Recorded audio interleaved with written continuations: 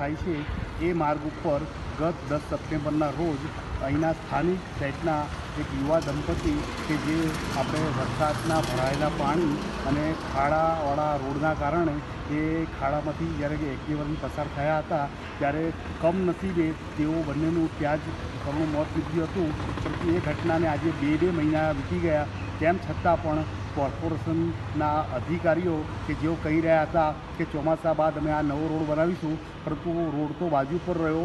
આજે રોડને ઠીકડું મારવા પણ આવ્યા નથી કે નથી કોઈ રોડનું સમારકામ કરવા આવ્યા, અને સંખ્યાબંધ અકસ્માતો આ રોડ ઉપર દિવસ રાત થઈ રહ્યા છે. કેમ કે એક તરફ 1 કિલોમીટરના આખા માર્ગ ઉપર ક્યાંય વીજ કનેક્શનનો થાંભલો ચાલુ નથી.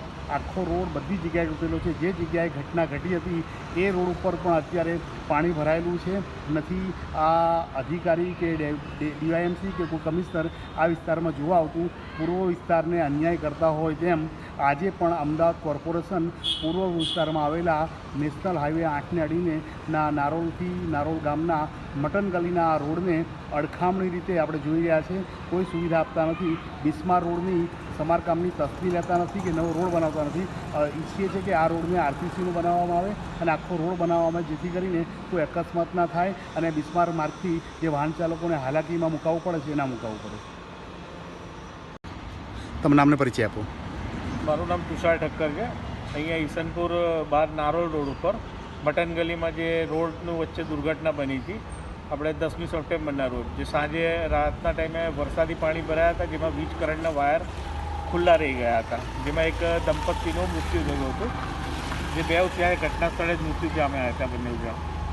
તે દરમિયાન ત્યાં કોર્પોરેશનના અધિકારીને એએમસીના બધા લોકો આવ્યા હતા, ટોરેન્ટવાળા. એ વખતે જોઈને ગયા. તે પછી આજ દિન સુધી અહીંયા કોઈપણ જાતના રોડનું કામનું સમારકામ થયું નથી. હજી પણ પાણી ભરાયેલા જ છે. આજુબાજુ કંપનીઓના પાણી આવે છે, વરસાદી પાણી ભેગા થાય છે, જેથી કરી અને ત્યાં વાસ ને એ તો દુર્ગંધ ને એ બધું તો કાયમી ધોરણે અહીંયા ચાલુ જ હોય છે. પણ અત્યારે ખાડા ટીકરા એટલા છે કે જેમાં પાણી ભરાયેલા છે. ફરી આવી દુર્ઘટના શું બને એની રાહ જોઈ રહ્યું છે કોર્પોરેશન.